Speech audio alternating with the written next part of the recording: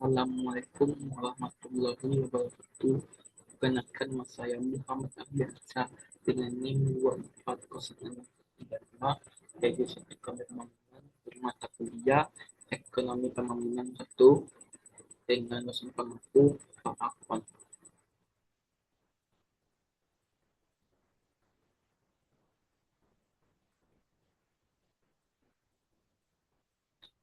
Pada hari ini saya akan menjelaskan materi tentang bab 2, yaitu pembangunan ekonomi komparatif. Pada bab ini kita akan penting, yaitu maka visi negara, indikator pembangunan, HDI, karakteristik negara berkembang. Baik, kita lanjut ke materi selanjutnya. Mengapa ada pertanyaan, mengapa kesenjangan ekonomi global begitu besar? Karena 10 kali ufuk pekerja AS lebih tinggi dari India, karena 10 kali ufuk pekerja AS lebih tinggi dari Amerika, dan 280 Gen di per kapita Afrika. Pertanyaannya, bagaimana kesenjangan produktivitas membesar bisa terus berlangsung dan melebar? Kedua, mengapa beberapa negara berkembang hasil memperbaiki kesenjangan sementara yang lain tidak? Yang ketiga, perbedaan raja yang dalam standar hidup, kesehatan, dan pendidikan dari distribusi pendapatan antar negara maju dan berkembang. Studi ini membandingkan Bangladesh dan Pakistan sebagai kasus instruktif. Baiklah, kita lanjut ke materi pertama, yaitu definisi. Yang definisikan negara-negara berkembang. Dalam klasifikasi Bank Dunia atau IBFT, berpendapatan rendah RLC dengan GI per kapita dengan lebih kecil dari $975 pada penonton menengah ke bawah, yang sebesar $176 sampai $3.855 per dolar. Pada menengah ke atas yaitu $3.856 sampai $11.906. Penonton tinggi lebih lebih besar lebih besar dari 11.907, dan jabatan tinggi lainnya itu lebih besar dari 11.907. Kualifikasi lainnya, negara yang paling tidak berkembang ada dalam PBB berkembang atau IDC, dan dalam menurut PBB dalam 49 negara, yaitu 33 di Amerika, 15 di Asia, dan 1 di Haiti. Kriterianya pendapatan rendah, modal manusia rendah, dan kerendahan tinggi. Lock and difficulty dalam 30 negara terpantai, separuhnya di Afrika, menghadapi hambatan biaya transaksi lebih tinggi. Small Island Different State dalam dengan 38 negara pulau kecil dengan pergerakan ekonomi dan keuntungan yang tinggi. Emerging Market, istilah EFG, untuk menunjukkan adanya kemajuan besar, tidak digunakan secara formal dalam buku ini. Selanjutnya itu indikator dasar pendapatan real dan kualitas daya beli. GNI atau Gross National Income adalah total output domestik dan luar negeri yang diperoleh penduduk suatu negara, dihitung sebagai jumlah nilai tambahan domestik dan luar negeri tanpa dikurangi penyusunan atas pencernaan modal. GDP atau Gross Domestic Product adalah total produk akhir barang dan jasa yang dihasilkan oleh perekonomian suatu negara dalam wilayah negara tersebut tanpa melihat klaim domestik versus luar negeri. Yang ketiga, paritas daya beli atau PPP adalah metode konvensi nilai mata uang yang mencerminkan daya beli nyata di masing-masing negara, bukan sekedar nilai tukar resmi. Lebih akuratnya untuk kepentingan relatif antar negara. Selanjutnya, indikator kesehatan dan pendidikan antar negara.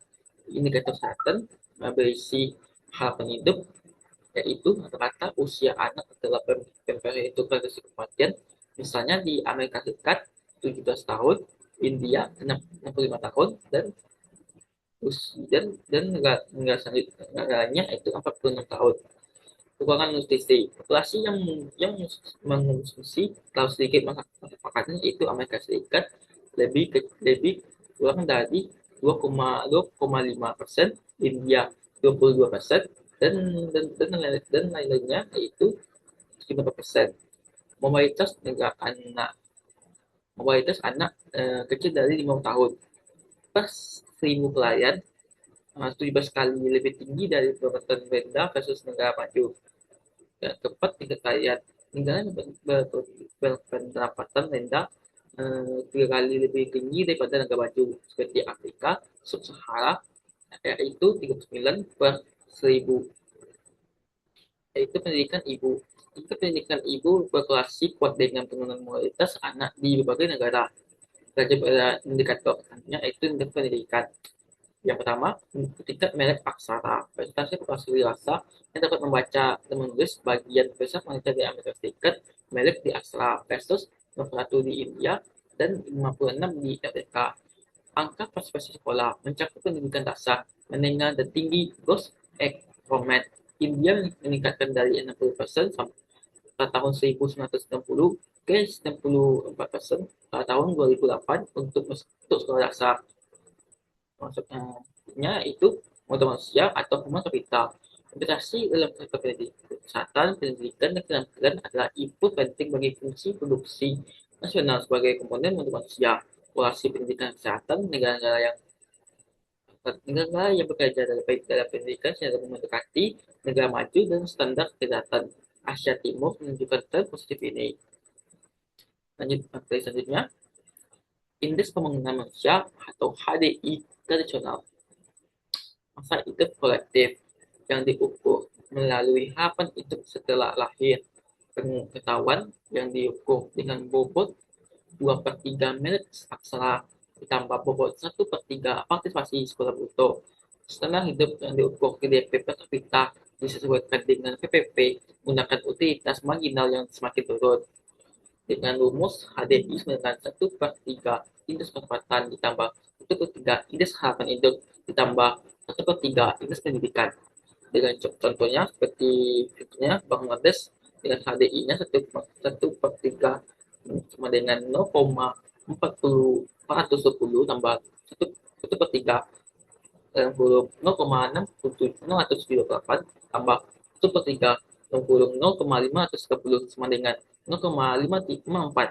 Indeks pendapatannya adalah log 1247 dikurang log 100 atau log 4000 dikurang log 100 dengan 0,420.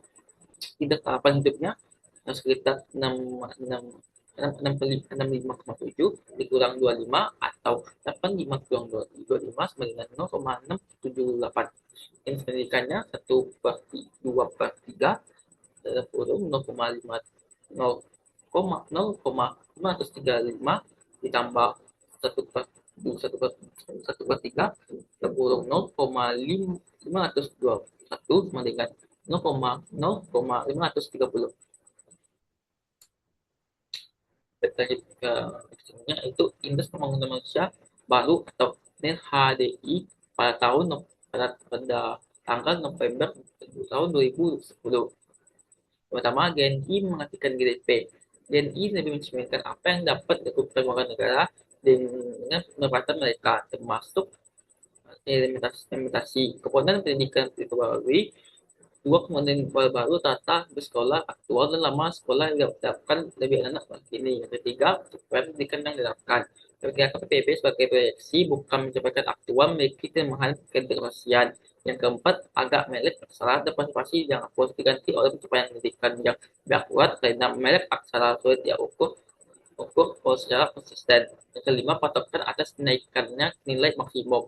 Kemudian indeks Gleason artinya yang lebih sensitif terhadap negara pemula. Keenam, patokan bahwa pendapatan dikurangi berdasarkan estimasi penyampaian Zimbabwe pada tahun 2007 sebagai titik pendapatan terendah logis rendah. Yang ketujuh, logaritma natural atau LN menggantikan log umum. Mencerminkan cara lebih umum dalam pembuatan indeks untuk otoritas marginal yang semakin menurun.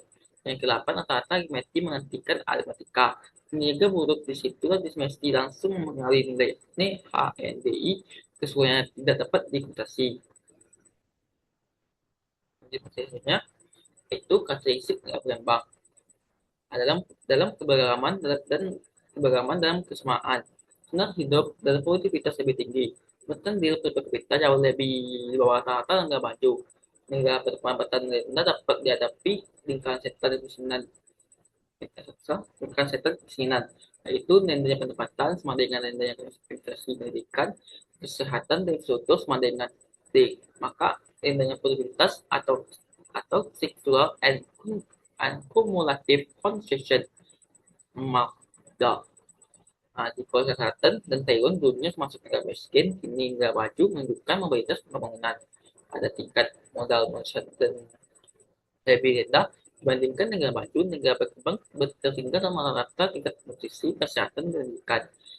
Tingkat mobilitas anak bawah 5 tahun 17 kali lebih banyak dibandingkan negara Asia Timur. Positif adalah yaitu negara-negara dan terus mendekati negara maju dalam standar kesehatan dan pendidikan. Ketimpangan, ketimpangan dan kemiskinan absolut lebih tinggi. 20% orang di paling miskin hanya menerima 1,5 pendapatan di dunia. Sekitar 1,4 miliar hidup dengan lebih kurang dari 1,25 per hari, 1,25 dolar per hari.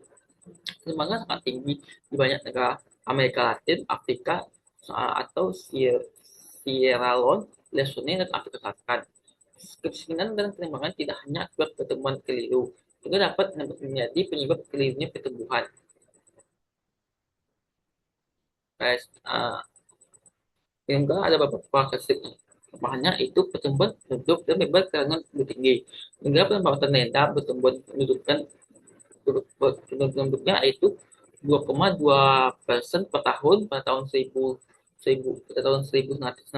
sampai 2000. Tiga kalian kasarnya 3 kali lebih besar beban kandungannya total 72 per 100 di negara pendapatan rendah versus 49 per 100 di negara kaya. Dapat 66 per 100 dewasa usia bekerja di negara pendapatan rendah.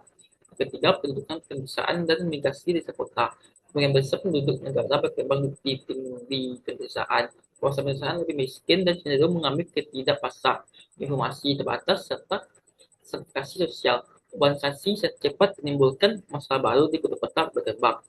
Yang keempat,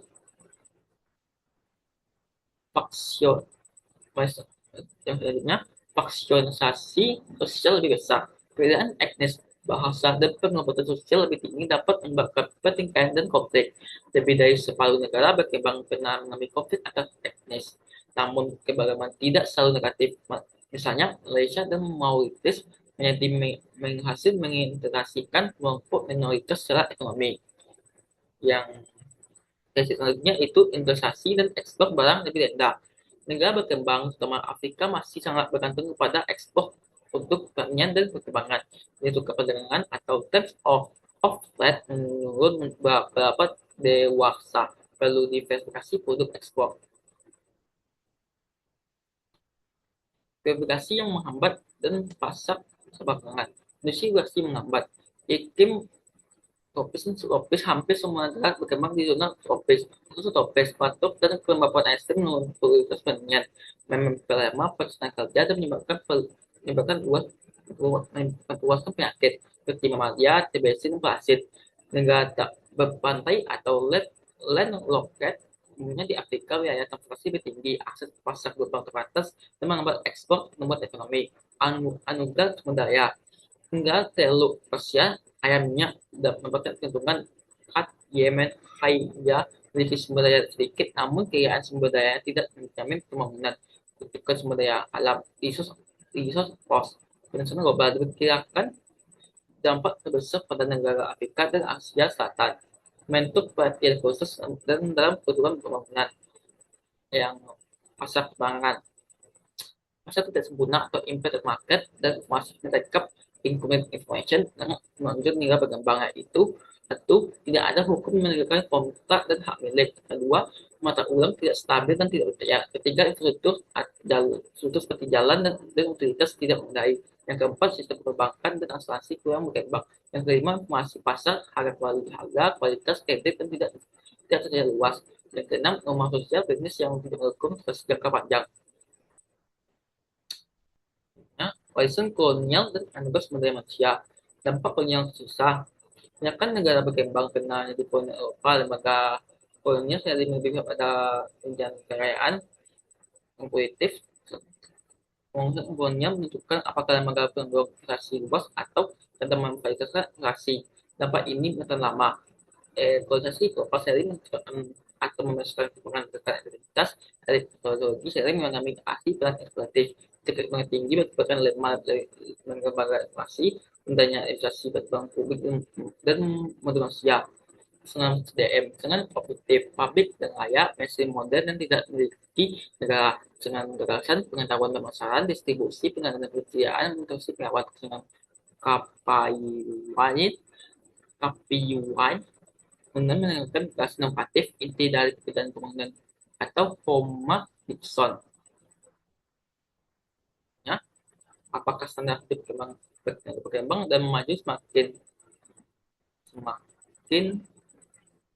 semakin setara, uh, defensi defensi kesenjangan semakin lebar dan di mana pembahasan per kapita meningkat lebih cepat di negara berkembang tinggi daripada negara berkembang sehingga kesenjangan pendapatan global semakin berlebar di waktu ke waktu. Fakta dan buktinya pada awal industri rasio pendapatan kaya miskin yaitu 3:1. Di dewasa di industri ini rasionya berarti 100/1. Afrika Sub-Sahara tumbuh lambatnya bahkan negatif sama beberapa dekade. Konveksi kesenjangan semakin menyempit dan ini mana negara berkembang tumbuh lebih cepat dan menyusul maju. Konvergensi bersyarat jadi jika semua variabel lainnya lainnya yaitu tabungan teknologi pertumbuhan penduduk sama. Faktanya dua alasan harapan konvensi yaitu satu transfer teknologi, dua akumulasi modal. Keunggulan perbankannya Grand Hong atau negara berkembang tumbuh lebih cepat. Inggris meningkatkan output atau pekerja 60 tahun, Korea Selatan lebih kurang dari 12 tahun, China kurang dari 9 tahun.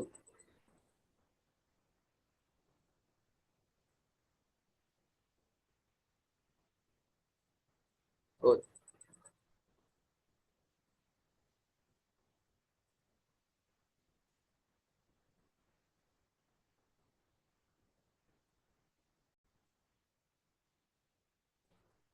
baik, lanjut kematian sendirinya itu penyebab yang panjang dan pembangunan operatif.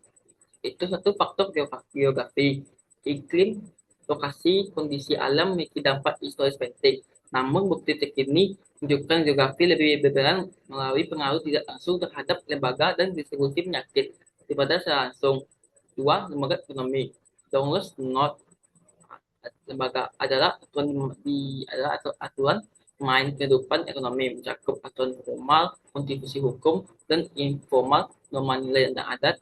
Negara berkembang tinggi umumnya memiliki lembaga yang lebih baik dan efisien. Tiga, kembangan dan kolonisme. Dengan ekstrim dapat menghambat pembangunan karena ukuran ruang inflasi modal manusia depan publik. Warisan kolonial menciptakan kembangan berbasis etnisitas yang bertahan lama hingga era pasca kolonial. Keempat, dengan internasional. Dengan bebas disebut sebagai masih pertumbuhan di abad ke-19, perluasan ekspor mendorong investasi di negara maju.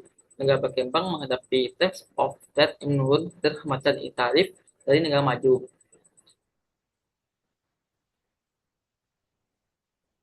Nah, materialnya itu stimulasi perdagangan internasional dan peran resource migrasi.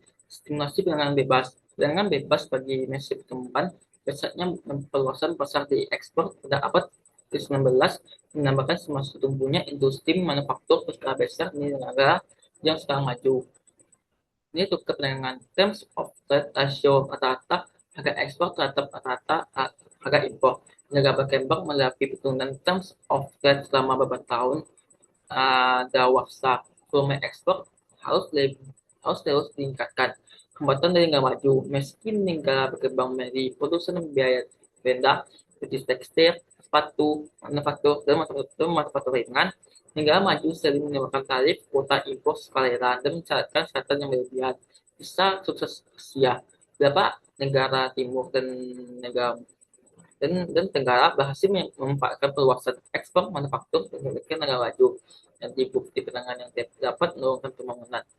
dan historis migrasi internasional pada abad ke-19, ketuk penguatan lebih penduduk. Lebih dari 60 juta orang memigrasi ke benua Amerika antara tahun 1850 ke 1914. Kelaparan dan tekanan di lahan Italia, Jerman, Irlandia mendorong migrasi besar-besaran ke Amerika Utara dan Australia. Remittances, yaitu arus perdagangan dan pengiriman uang telah meluas lebih cepat dan bantuan telah diberikan lebih baik ke negara-negara berpendapatan lebih sangat rendah. Band dan band adalah ketika negara terampil memigrasi terjadi kehilangan modal manusia. Namun jika sebagian kembali ke tampil baru dapat menghasilkan band dan peningkatan tampilan. Perbedaan dengan abad ke-19, kemungkinan migrasi nasional bagi pekerja tak terampil dalam jumlah proposal seperti abad ke-19 tidak terjadi lagi, sehingga dapat menjadi ketuk pengaman bagi Afrika, Asia, dan Amerika Latin yang sebenarnya itu aktivitas lembaga domestik dan perbedaan iklim. Aktivitas lembaga domestik adalah pertama stabilitas dan fleksibilitas. Negara maju menikmati stabilitas relatif lebih mantap dan negara sosial yang lebih fleksibel dengan akses mobilitas lebih luas. Yang kedua, aktor non formal dan informal. Douglas North mengatakan aturan formal dapat diubah dalam tempo semalam, namun aturan informal budaya hanya dapat diubah secara langsung-langsung. Yang ketiga, negara gagal. Batas negara di Afrika ditentukan secara fenomena oleh kekuatan kolonial. Negara gagal berakar pada praktik imperial dan kolonial, bukan kelemahan inherent masyarakat. Yang keempat, eksploitasi dan inklusif. Lembaga kolonial sering berpihak pada eksploitasi seolah elit. Elit pasca kolonial sering mengambil ahli peran eksklusif yang sama, menghambat distribusi dan pembangunan inklusif. Perbedaan iklim. Hampir semua negara berkembang di zona tropis dan subtropis adalah negara-negara yang berkomitmen paling berhasil berada di zona iklim sedang. Penjam menciptakan lembaga pembicaraan di wilayah tropis yang tidak nyaman untuk menetap, sedang membangun lembaga produktif di iklim sedang. Temperatur dan kelembapan ekstrim menurun produktivitas pertanian. Kelemahan kesehatan menyebabkan malaria dan parasit serius. Pemanasan global diperkirakan dapat besar di Afrika dan Asia Selatan, yang memerlukan perhatian khusus dalam kebijakan bangunan, jumlah distribusi dan pertumbuhan penduduk. Sebelum dan selama awal pertumbuhan, negara-negara barat mengalami pertumbuhan penduduk sangat lambat, tidak pernah melewati 2% per tahun. Negara berkembang uh, pertumbuhannya lebih besar dari 2,5 per tahun dalam beberapa dewasa. Tidak ada negara yang memiliki industrialisasi dengan populasi sebesar India, China, dan Nigeria. Di bawah kepadatan dan pertumbuhan penduduk merupakan perbedaan penting antara negara berkembang dan maju, mengalami beban, ketegangan dan ada inflasi modal per kapita. Angka pertumbuhan penduduk yang lebih tinggi di negara paling miskin justru menerima aktivitas hubungan investasi modal manusia. Sekianlah dari uh, presentasi saya tentang materi bab ekonomi bangunan. Jika ada salah kata atau penyambung materi yang kurang lengkap atau omongan saya yang kurang jelas, saya mohon maaf. Uh, saya Muhammad Abiansah dengan NIM 2409635 di jurusan ekonomi bangunan. Saya undur diri. Saya ucapkan Assalamualaikum warahmatullahi wabarakatuh.